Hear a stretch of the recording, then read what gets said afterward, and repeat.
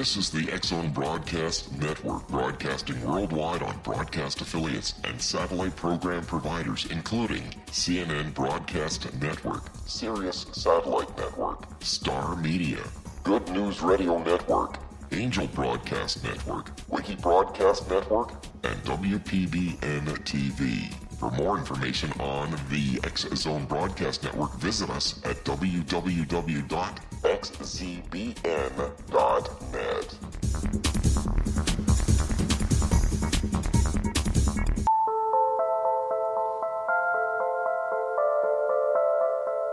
Good evening, everyone. Welcome back to Paranormal Stakeout. I'm your host, Larry Lawson, coming to you from the Southern Command Post of the X-Zone Broadcast Network down in Vero Beach in Fellsmere, Florida.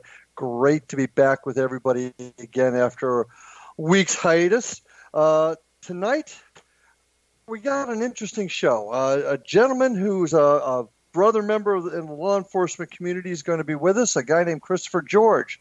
With his first experiences occurring as a youngster, growing up in the historic mining town of Leadville, Colorado, Christopher George has committed his life to investigating the paranormal to include ghosts, UFOs, and cryptozoology. With an education and background in law enforcement, Christopher serves as a law enforcement park ranger in the state of California currently. He's a huge proponent of unity within the paranormal and research and investigation field and has been actively investigating for over 30 years. Since 1996, Chris has been leading his paranormal investigation team, Anubis Paranormal Research Organization, or APRO. His work with famed paranormal investigator Peter James led to Christopher being one of the primary investigators in the continuing paranormal research being done on the famous Queen Mary ocean liner. Christopher George, welcome to Paranormal Stakeout, my friend. Larry, it's always good to be on your show. I'm really pleased to be back on with you tonight. Well, good. And tell me, what's the latest with Anubis Paranormal? What is the latest with what you guys are doing and working on? Well, right now we've got several things going on, but primarily the biggest thing is a new branch in the paranormal field that we're looking at. We go back to the Queen Mary. The Queen Mary is a continued hotspot in the paranormal field. Every time anybody goes on that ship, something new seems to develop. Many believe it's a primary portal from the other side to here. But we have been getting some reports and very validated reports of time slippage aboard the ship, which is rather a new experience for us. And explain time slippage before we go any further. Give me your definition of what you mean by time slippage. Well, the reports come in where people will be walking in a certain part of the ship, or even in general. It doesn't even have to be the Queen Mary. It seems to be a new element coming into the paranormal field where this is occurring more and more. There have been reports of it throughout the years, but it seems to be rather growing at this time, and we're kind of puzzled as to why. But primarily what it means is, say, for instance, you're walking across a street in a city, and all of a sudden you cross the street and you turn around and it looks like you're on a movie set from 100 years prior. People are walking around in period clothing, period mechanics are taking place, horse and buggy instead of automobiles. And people are confused. They see these individuals as real individuals. And then just as quickly as it happens, they're back in their own time frame. In some cases, the individuals are able to interact with the individuals that they're seeing. Other times, they're more like phantoms. And this goes back to this, the traditional stone tape theory, where energy is imprinted into a location. And people see reoccurring elements of a quote-unquote haunting. So it's really kind of a new and intriguing aspect of what we're doing and dealing with. But we've gotten several reports on the Queen Mary of people hearing the sounds of fighting, of World War II activity, or they're seeing military personnel dressed in appropriate garb, but the ship seems different somehow. And Or they go into the ballroom where one moment there's nobody there, they turn around and the ballroom is completely filled with people from period clothing from the 1940s. And Well, they're able to... we've had that actually happen with folks dealing with what they believe are residual haunts. Why is this any different? Because it seems that there is a physical aspect to it, that everything is in a solid form. It's not a ethereal look to it. It is actually physically as if they are there in that time period. And that's the part that is intriguing us, because, again, with the stone tape theory, it is, with the hauntings, it's the reoccurring aspect. It's where the quote-unquote spirit activity isn't really interacting with you. You're looking at it like a film projection. Right. Whereas in this case, these individuals are saying that these individuals are actually interacting with them in many of the accounts. And it can last anywhere from just a few seconds to up to 5 minutes. Okay. I got to ask you this question, Chris, because you know I trust you. You know that I know the work that you do out there. But I got to be honest with you. I've actually heard a report similar to this on my show not too long ago. Is this, how to put this? Is this an attempt for folks in the paranormal field to maybe reinvent themselves? I don't know. This is something so new, and there's a lot of talk about dimensions, but this stepping into time slippage, it's so new. Is this just an attempt of people trying to reinvent themselves, make the field more relevant? That's a double-edged sword. And for me personally, I've never encountered anything like this. Mm-hmm. However, one of the things that we're looking at when Anubis Paranormal Research Organization investigates anything, we do it very thoroughly. Mm-hmm. And when we start to ask questions, we look at, what did you see? Explain to us exactly how you interacted. Give me some details to go on. And we go ahead and research to see if maybe there is something there that nobody should know about. And in this one particular case, in one of the ballrooms on the Queen Mary, after the ship arrived in Long Beach back in the 60s, they had to do some reconstruction, and they closed off a whole section of an upper tier of this ballroom. So literally nobody knew about this. And in one of the reports, they described this open area above. It was a secondary part of the ballroom.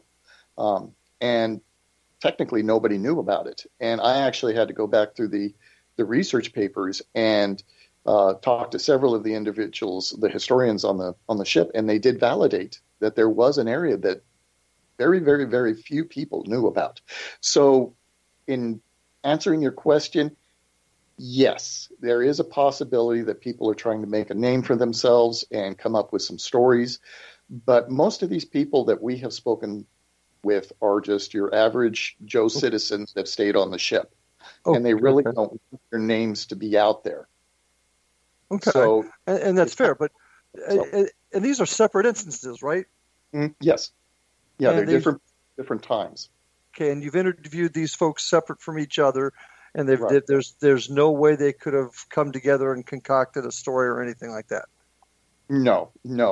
Many of them have live across different states. They're not local people. So, and that was another thing that we did try to track, is if there was a correlation to individuals who were either on the ship for a purpose, like a convention or something, and maybe got together.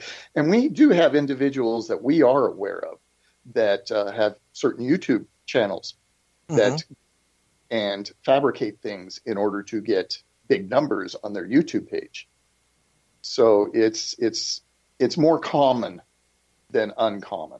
But I agree, and that's what worries me. And we were going to talk about this later in the show. We may get there quicker, but it worries me in the current field. People are so concerned about making a name for themselves that they lose sight of integrity, and maybe even not even with the intent to do something bad, just the over desire to be famous, get their 15 minutes.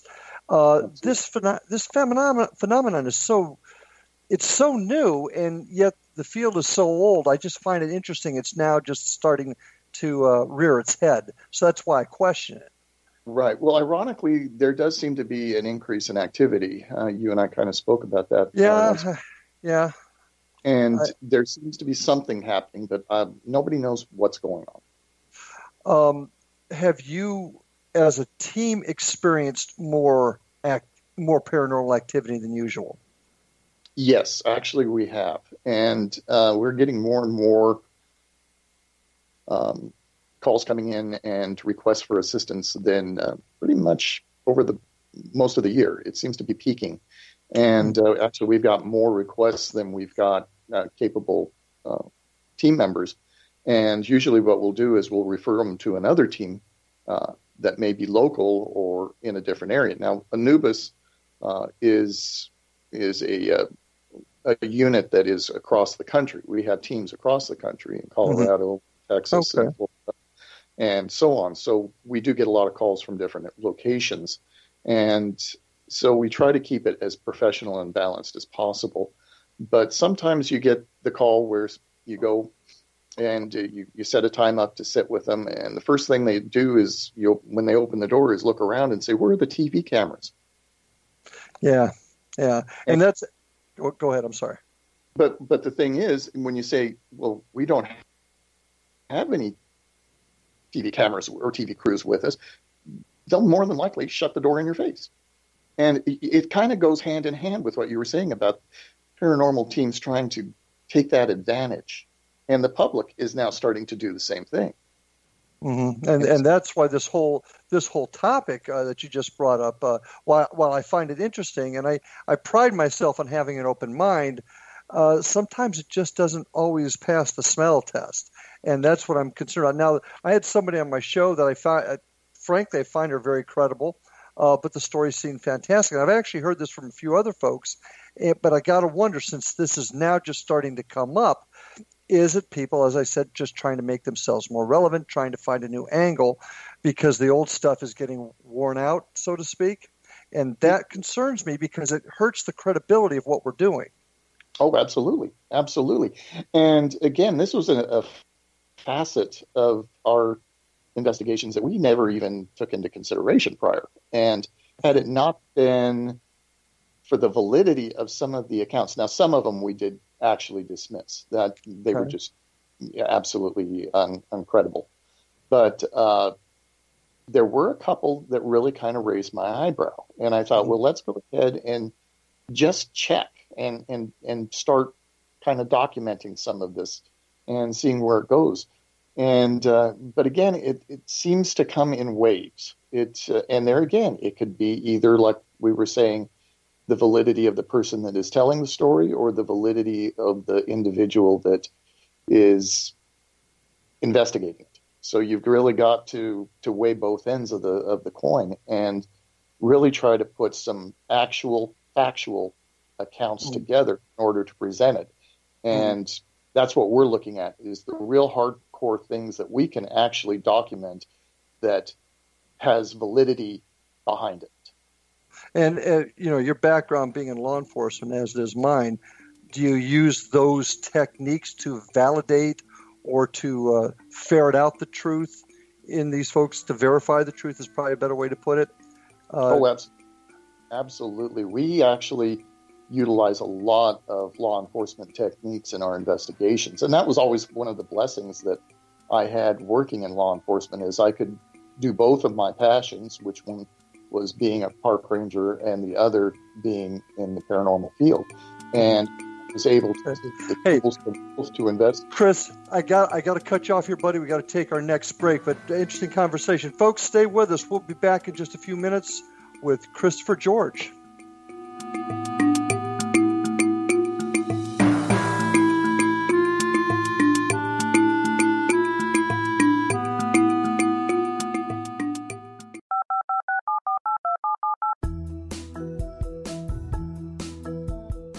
Did you know that when you're on the road with limited data or Wi-Fi, you can still listen to the X Zone Radio Show with Rob McConnell, The Science of Magic with Gwilda Wiyaka, X-1, Dimension X, Space Patrol, and every minute of the X Zone Broadcast Network by calling 213-401-0080, courtesy of Audio Now. No smartphone, app, or internet needed.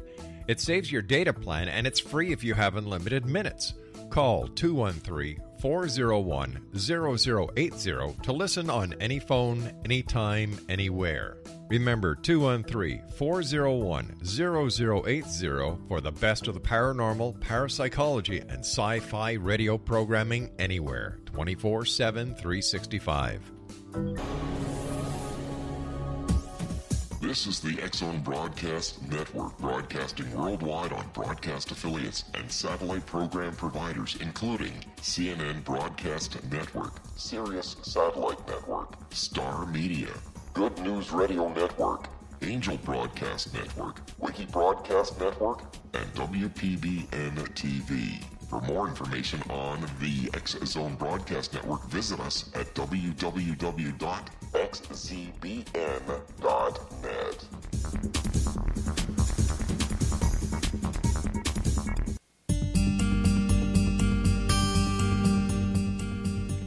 And welcome back to Paranormal Stakeout with my guest tonight, Christopher George. Christopher George is the head of Anubis Paranormal Research.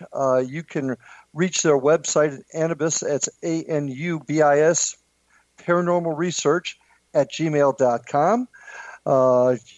You can check them out on their website and find out more about their organization. I'd also like you to think about checking out my website at www.paranormalstakeout.com, folks. Love to hear from you. Get your thoughts and comments on my guests, especially Mr. George here tonight. Would like to hear from you folks as to how you like the show. So visit me on my website and send me a message. Christopher, you know, you and I sharing similar backgrounds and philosophies on conducting investigations. How much has your law enforcement background really helped in your work as a paranormal investigator? It makes me question everything and really look solidly at what the proof is that's on the table. You can't, if it can stand up in court, then you've got something. But if it's very shallow or very questionable, how can you prove it? And so I utilize my tools and my trade and those elements that I've been trained in to look at things very specifically and to be able to question everything and look at it from different angles, just as I'm sure you do. And that's the one thing about people that are in our field is not very many of them have that kind of training. They have basic knowledge, or as I like to call it, armchair quarterback training, where they watch one of the popular TV shows, and then all of a sudden they buy some tools on Amazon or some of the other places, eBay, and they think they know exactly what they're doing, and they haven't got a clue. And go ahead. No, it's and I agree with you. I think there are so many groups out there, and I want to talk a little bit about that in just a few minutes. But there's so many groups out there. I think the vast majority of them probably have the right intentions, maybe they're not the right training, maybe not the right total focus on what they're doing. They got the right intentions, but they tend to be, as you said, armchair quarterbacks. I call them ghost hunters versus paranormal researchers and investigators. That's right. the way I look at it. What makes your group different? I mean, what really makes your group different than the folks that watched a couple of those TV shows and said, "Hey, let's get together and go find some ghosts"? What's the difference? Well, one of the main things is when I started this years and years ago, I worked with some very good people in developing a foundation for us, and I wanted us to be the type of unit that people could come to and look at us and realize, hey, this is a reputable group. We have a manual that is about 200 and some pages long of how to deal with each scenario, a breakdown. Because a lot of times we'll get candidates that want to join our groups that have no prior training whatsoever. And so before anybody goes out, we want to make sure that they know the basics, number one. They know how to use the tools, number two. And they are aware of the safety issues and the legal issues. Mm-hmm. And those things are paramount. There have been many cases where people have been out on an investigation, have been going into areas that they shouldn't be going in, and then get arrested for violation of trespassing, or they do, they're claimed that they have vandalized something by tampering with something. So those are the things that we look at differently. And we always provide any information to anybody that wants it. We have no secrets whatsoever.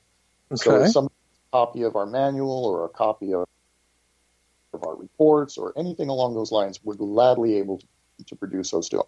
And if they want to use them as a template, by all means.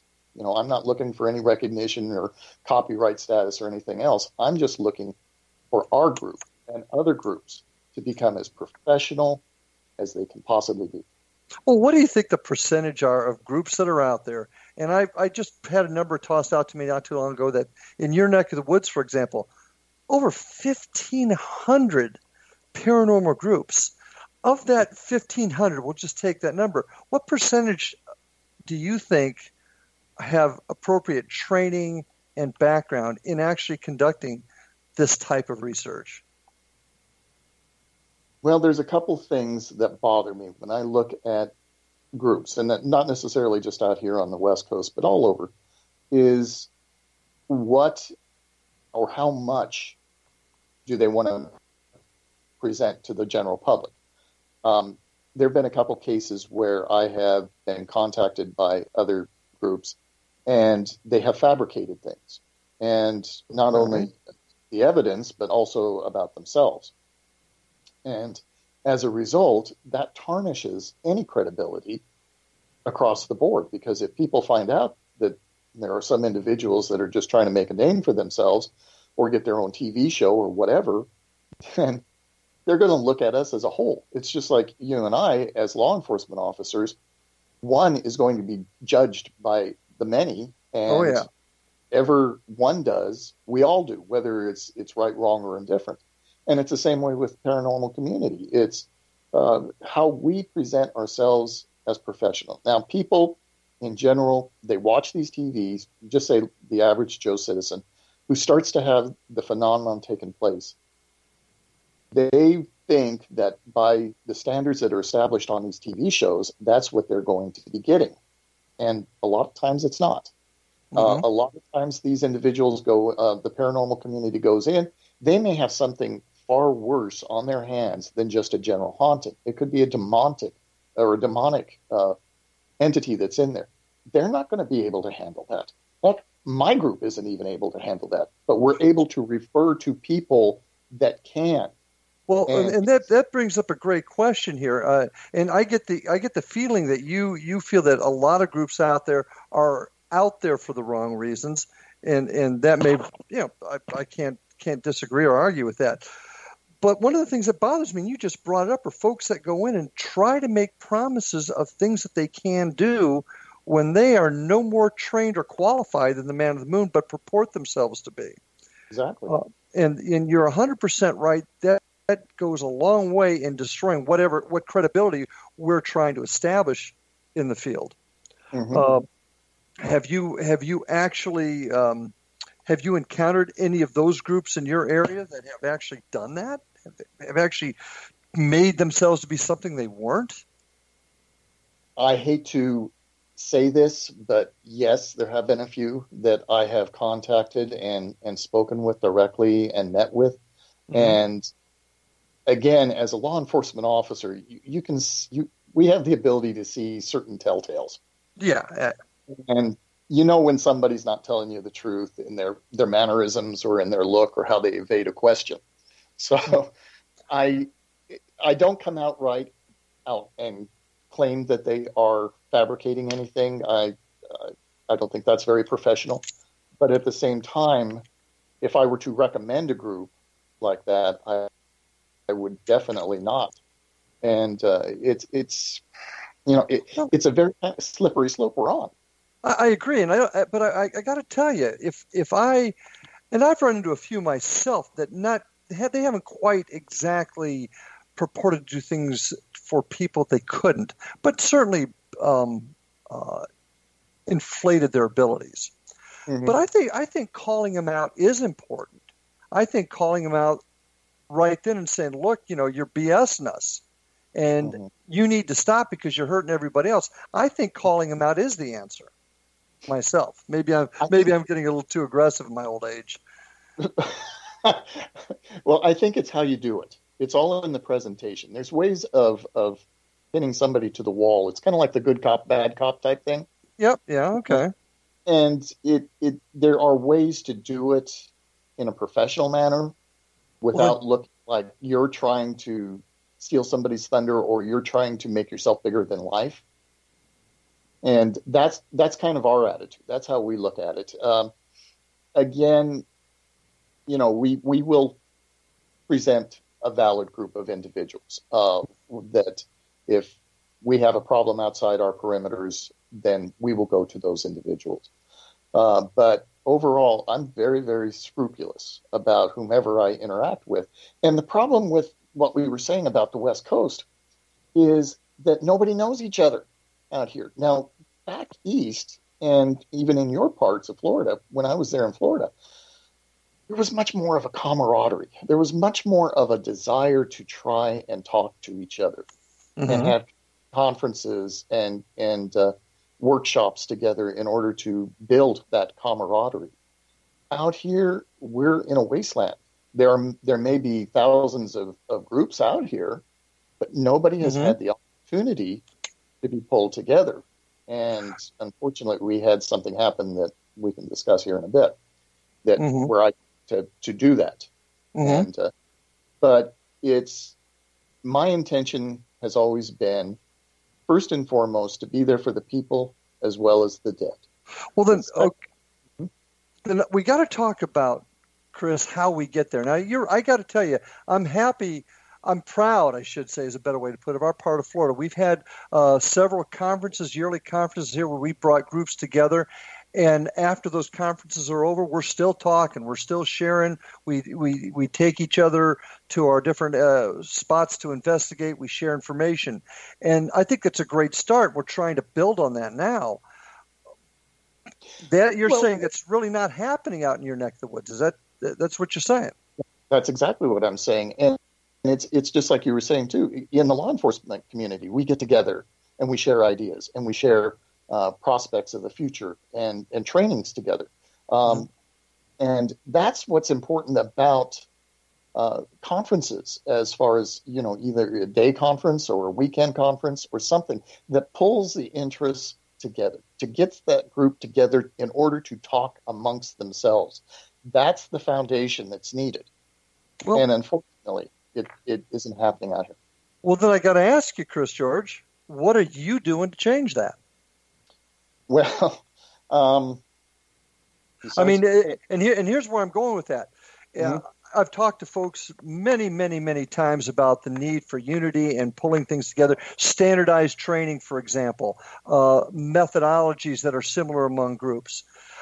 We've talked about it, and I've been told, great idea, but it's just never going to happen. Egos and too many people wanting to do it their own way. Well, I say nuts to that. What are we going to do to fix it? So I got to ask Chris George, out there on the West Coast, what are you doing? What are you doing? What mantle are you raising to fix this problem? Well, one of the things about a year ago, I was approached in order to put a West Coast conference on, specifically the Queen Mary. And it was going to be called the Paranormal Summit. And primarily the whole idea behind it was to draw in all the facets of the paranormal world. That would be the haunting issues, the UFOs, then the cryptids. Everything. So that it would bring in people that were either in our paranormal community that had interest and so forth. And the whole scope of it was to have workshops at the conference. What I'm going to do, my friend, I hate to do this to you, but we're about ready to come up on our next break in just a couple of seconds.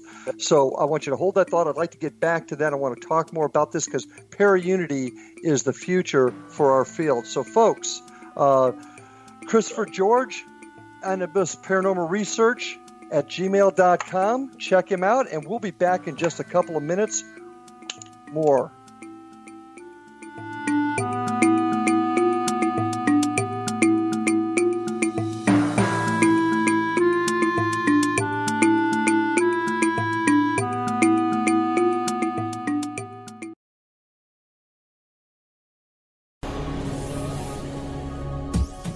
This is the X-Zone Broadcast Network, broadcasting worldwide on broadcast affiliates and satellite program providers, including CNN Broadcast Network, Sirius Satellite Network, Star Media, Good News Radio Network, Angel Broadcast Network, Wiki Broadcast Network, and WPBN TV. For more information on the X-Zone Broadcast Network, visit us at www.xzbn.net.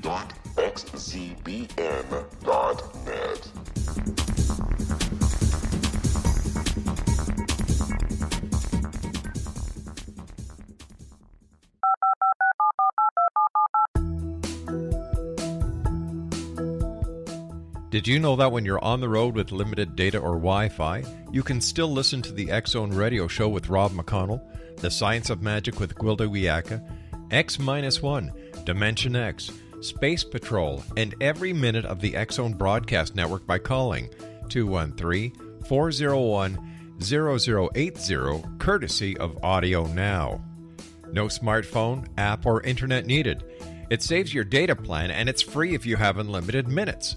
Call 213-401-0080 to listen on any phone, anytime, anywhere. Remember 213-401-0080 for the best of the paranormal, parapsychology, and sci-fi radio programming anywhere, 24/7, 365.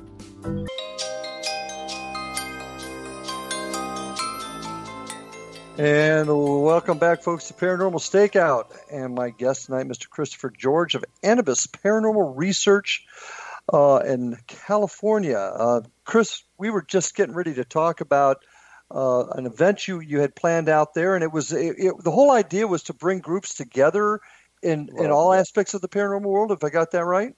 That's absolutely correct. Okay. And the whole idea was to make it a functioning conference where people could choose which workshops they wanted to go to. Say, for instance, they wanted to learn how to use specified equipment, or if they wanted to learn hands-on on photography analysis and things along those lines, the tools of the trade, so to speak. Now, was this going to be for just the general public, for just teams? What was the scope?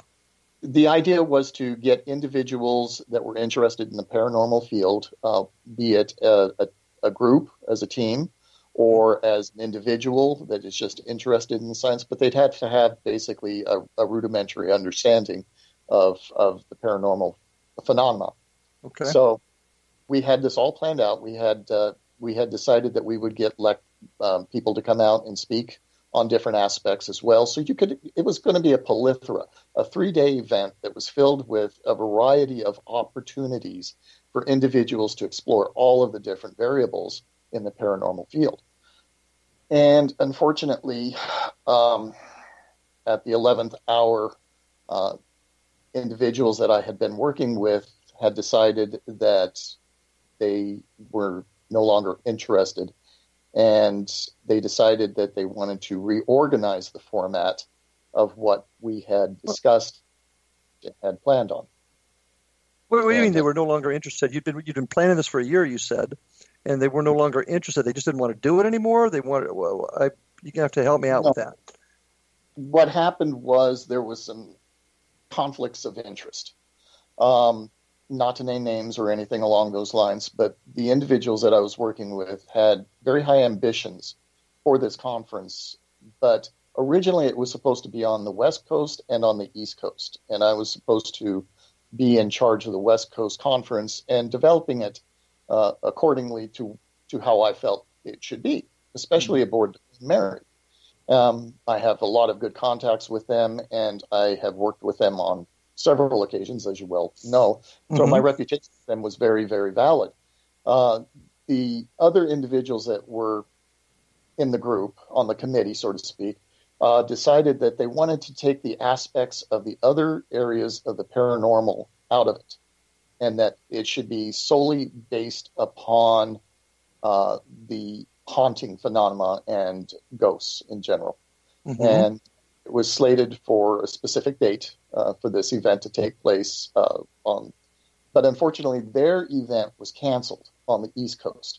Mm-hmm. So they decided that they wanted to combine resources and have it on the Queen Mary.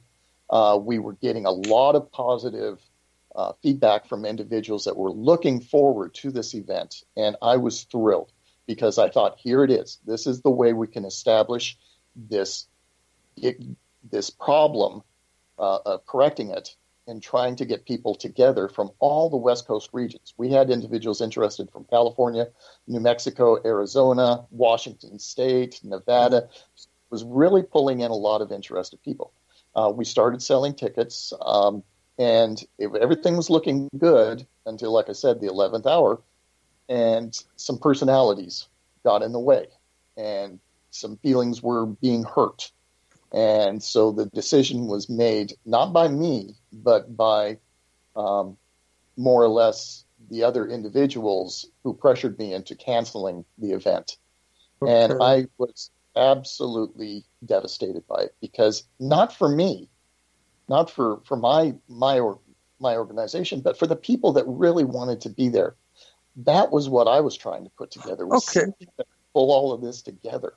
Well, it sounds like a personality issue there, and I know you don't want to get into it, but things happen. What effect did this have on the issue of paraunity? I mean, sometimes things happen amongst folks, but how did this affect the issue of paraunity? Well, it made me look bad. I'll tell you that much, because my name was stamped all over it. But at the same point, it really kind of jarred that, because here was this opportunity to have all these people come together in order to meet and greet and socialize and learn from one another and be educated by each other, and to establish that para-unity that I've been fighting for so long. Mm-hmm. And it was like somewhere somebody else didn't want that. They wanted it for their name.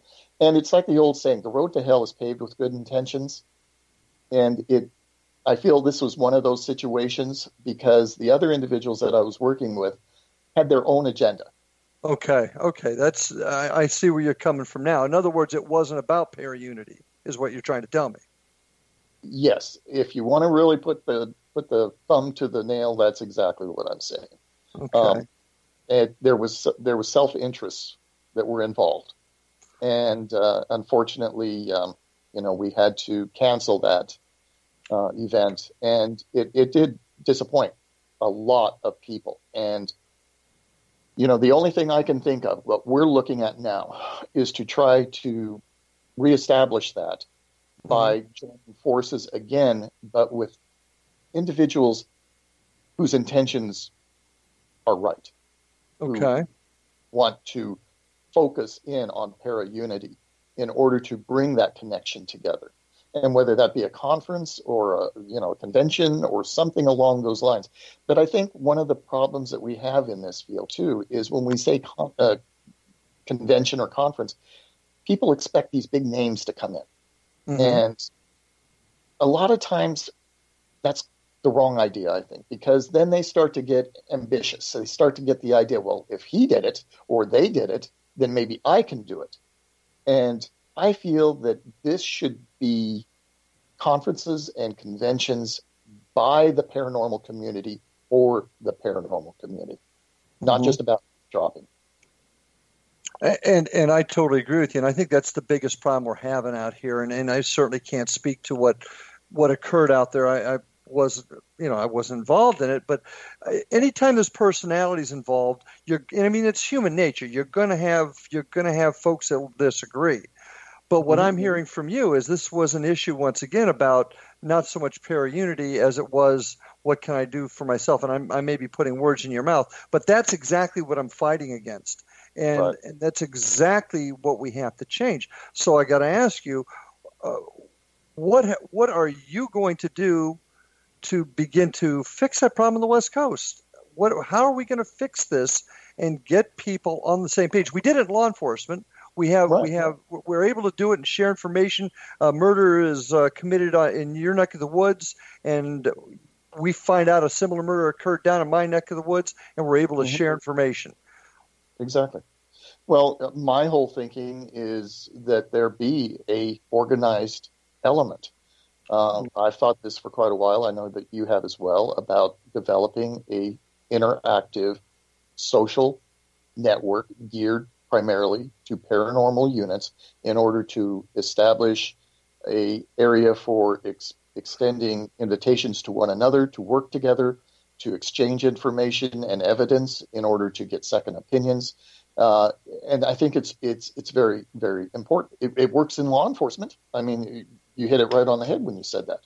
And this isn't that far different. We go in, we do investigations, just like a law enforcement officer would be doing in an investigation, and we come to a determination of what the evidence provides. It's the same. But there again, you've got to get groups together in order to pull that unity, to strengthen it. It's like the old saying, you can have a pencil and you can snap a pencil in two. You bind 12 pencils together, it's not going to break. And that's what we need. And I 100% agree with you. But of those 1,500 groups, just tossing that number out again in Southern California, how many of them are serious paranormal researchers and how many of them are just plain hobbyists? And let's face it, that's how most of the public views what we are hobbyists, not researchers, not scientists, however you want to put it. Right. And certainly most of those groups do fit into that category. Yes, I'm afraid they do. Well, how do we bind them? Either get them to realize that they need to move on to another hobby, or become serious about what they're doing. How do we do that? It's kind of like saying, what's the difference between a security guard and a police officer? Mm-hmm. Okay, it's a big difference. And the big difference is training. There is a standardized training. Okay. And that is what's needed in our organization, is a standardized, formatted training center in order to combine and open up resources to individuals who may be just starting out or may be seasoned. But it would be literally a depository for information. Mm-hmm. How do you do this? How do you do this properly? What are the legal ramifications of this action versus that action? Mm-hmm. That is what is needed. And people need to be able to join. And it has to be not just one person starting it. It has to be a group of individuals, a committee of individuals, so that can really strengthen a voice. But do you think it's possible to get a committee of folks together in a field where very few people can agree with each other, to come together and actually agree to a set of standards? Absolutely. If their heart is really in what they're doing, and that is the trick right there. Are these people in it for themselves, or are they in it for the people and the profession? Mm-hmm. And you can't have an ego. That's the one thing. If you've got an ego, I'm sorry. God bless you and everything else, and I hope you get your TV show or you get this book deal or whatever it is you're looking for. But you really shouldn't be in the profession if that's what it's about. If you have it, that is what it means. A team, not an individual. And we need to get groups like that, like-minded, that really want to work together, because the answers are out there if we work together. We can find solutions. We can find theories and put ideas together. Now, of course, not everybody's going to agree, but not everybody's going to disagree either. But that's what discussion and debate is about. And that's why if you can set a standard, a training format that we all agree upon. And who's we all? But who's we all? That's the other question. And I'm going to tell you right up front, you're preaching to the choir on this one. I agree with you. I am absolutely 100% in agreement with what you're saying. My issue is, how do we bring these folks together? And you and I can agree, but we've got 3,000 other groups out there. Okay. One idea that I've had, and it's kind of I think it would work because we were talking about the celebrity status. Mm-hmm. And people tend to flock to a celebrity in droves. And they have this ideology, the hero worship syndrome. Okay? If we can get several of those individuals on board with what we're thinking and our ideas, then that's going to draw in others that say, hey, well, they're all thinking the same way. There must be something to this. Or get some bigger names. I know that you had Mr. Sennett on last week. Right, yeah, right. And he is big name, and he's one of the gurus.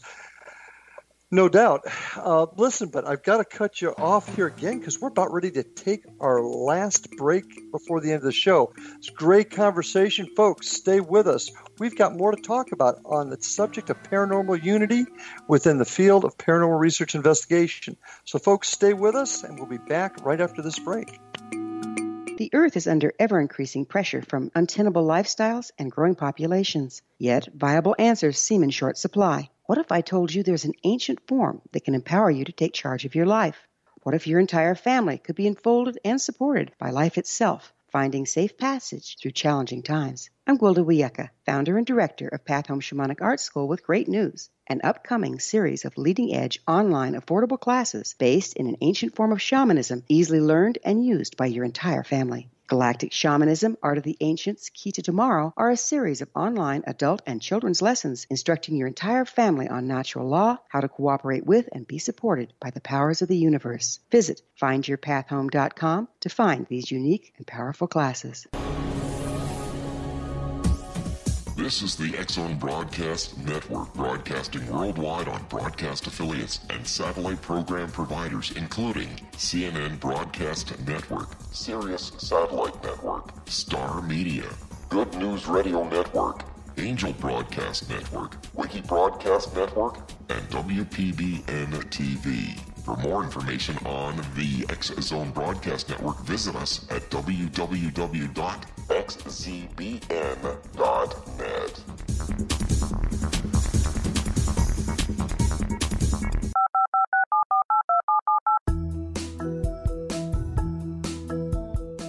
Did you know that when you're on the road with limited data or Wi-Fi, you can still listen to the X-Zone Radio Show with Rob McConnell, The Science of Magic with Gwilda Wiyaka, X-1, Dimension X, Space Patrol, and every minute of the X-Zone Broadcast Network by calling 213-401-0080, courtesy of Audio Now. No smartphone, app, or internet needed. It saves your data plan, and it's free if you have unlimited minutes. Call 213-401-0080 to listen on any phone, anytime, anywhere. Remember, 213-401-0080 for the best of the paranormal, parapsychology, and sci-fi radio programming anywhere, 24/7, 365.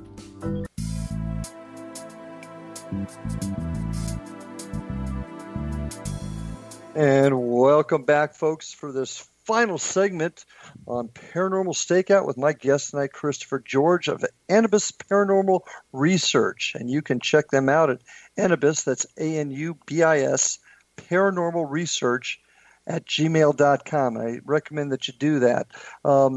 Also, check out my website again, www.paranormalstakeout.com. And folks, I'd love to have you get on there and comment about what you think on these shows. Give me your thoughts. Give me your input. I want to hear from you, my listeners, what you think. So please get a hold of me. I'd also like to invite all of you to go to www.xzbn.net and look at all the terrific programming on the X-Zone Broadcast Network. This is the leader in paranormal radio. So get on there and check out all my other all the other hosts that I share the airwaves with. Chris, getting back to this very heavy subject, and I agree with you. I think that's what you're saying is the answer. We need standardized training. We need a structure. My concern, are people ready for it? Are individuals ready for that type. I mean, you've got folks that maybe have been investigating for 20 years. I'm not going to do it their way. I've had success. Why do I need them? Right. How do we combat that? Well, it's the old teaching old dog new tricks. But I think that if it's presented in a professional manner, that most of the time people are open-minded. You have to be in this field. I mean, my goodness, what we deal with is absolutely beyond the scope of reality. And if you don't have that capability of taking that leap of faith and looking at things from a different avenue, then again, why are you in this field?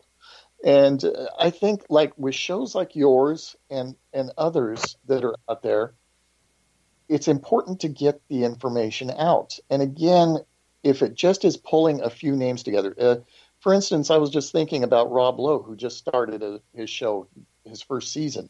He's always been interested in the paranormal. And that, I think, in itself is a leap forward. Because is that the one he does? He's on the road with the son or two sons or something like that? Exactly. Okay. And he has even said that all of his life he was interested in the paranormal field. Well, again, people are watching this, but he's a respectable individual. He's a very dedicated father and so on. So his ideas are there. But he's going into it in a manner that he's not saying, I know how to do it.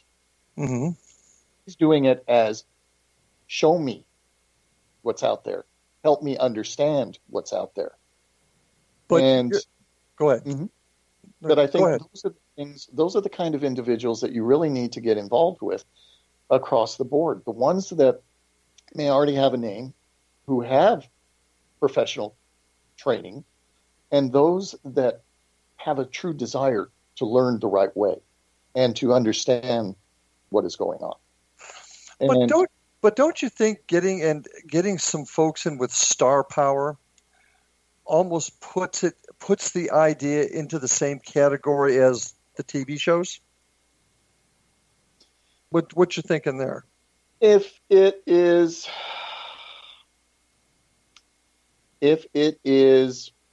presented in the proper format, I think. Again, if you're not trying to make it look like you're trying to sell something, then I don't see it as a problem. But we are. We are trying to sell the fact that this is the way to do it so that everybody can get on the same page. It may not be selling it for monetary reasons, but still trying to sell an idea.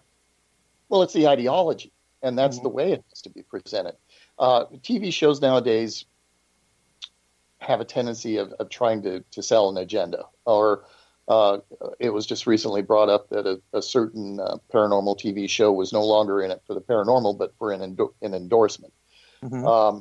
So I think that we have to look at those areas and proceed with caution, but yet at the same time, it doesn't necessarily have to be a TV personality. Richard Sennett, like we were just saying, has a fabulous reputation behind him.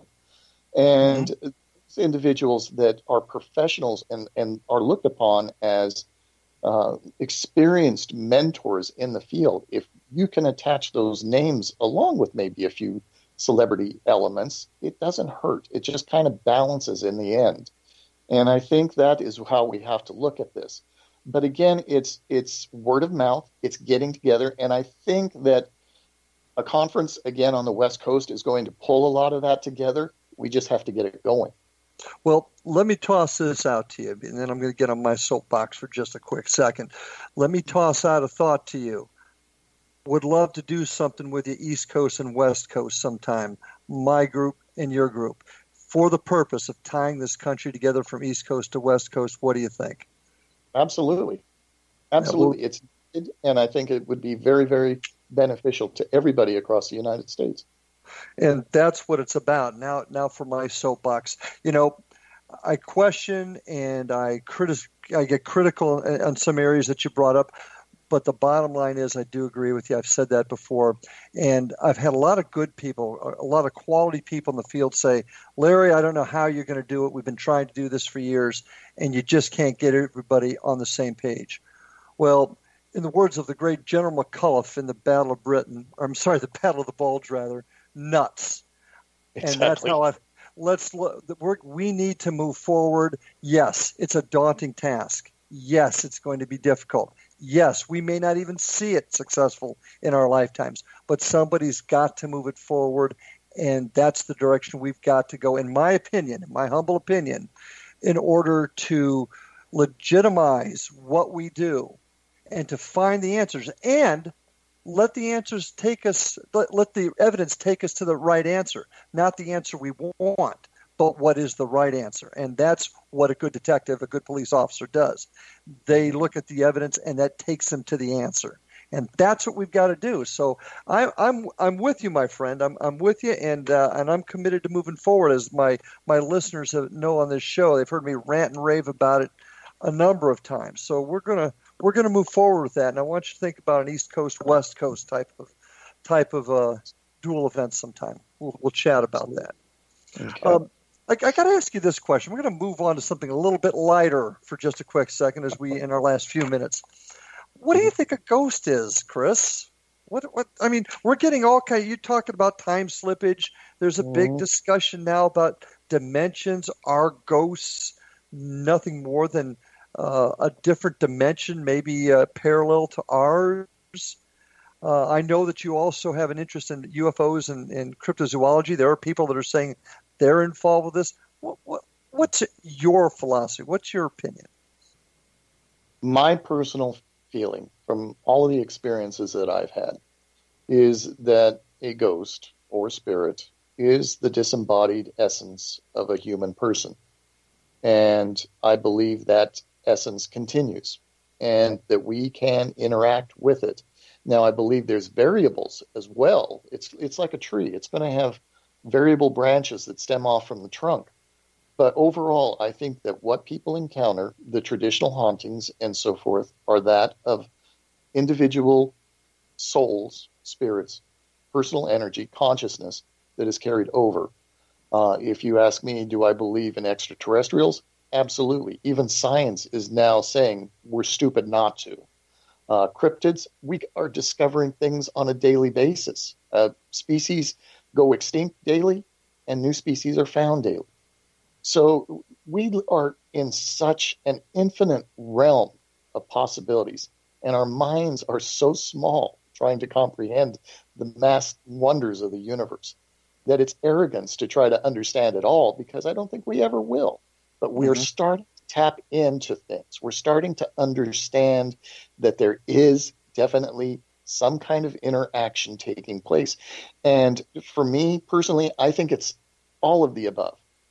And I do believe in interdimensional aspects. I mean, quantum physics is now a proven science that it's absolutely probable that other worlds exist, other dimensions exist, and so forth. And how does that interact with our own environment, our own world? And, basically a little over 100 years ago, we didn't even know how to fly. And now here we are, jets and so on. So our science changes daily. Our aspects of history change daily. We're discovering new and great things. The issue is how we determine what is real and what we think. And again, the future holds great wonders, and groups like ours are on the running front of the discoveries. And that's why it's so vital to pull us all together, because this is a CSI of the paranormal. Well said. And in reality, my changing the subject there was just to get your take and really put a nail in this coffin, if you will, on the importance of groups coming together and talk and sharing philosophies and sharing ideas, sharing techniques, and at the same time coming up with the standards that we need to make it all work. What's the future hold for Anubis Paranormal? Well, our book is always unwritten. We may have a manual, but it always changes. Again, we always go and approach things with an open mind. We never say, okay, this is what this is going to turn out to be. Because just like in law enforcement, there can be variables. There can be a whole new front. And you can't go in judging a person just because you think the person did something. You have to have the proof. And sometimes you're surprised when you find out that the person didn't do what you thought they did. But that's what gives them. And there's no doubt about it. That's one reason why cops make great paranormal investigators, because we look at all the aspects. Hey, Chris, it's been great having you on the show tonight. I'm looking forward to talking to you more in the future. Folks, we'll see you next time on Paranormal Stakeout. See you on the other side.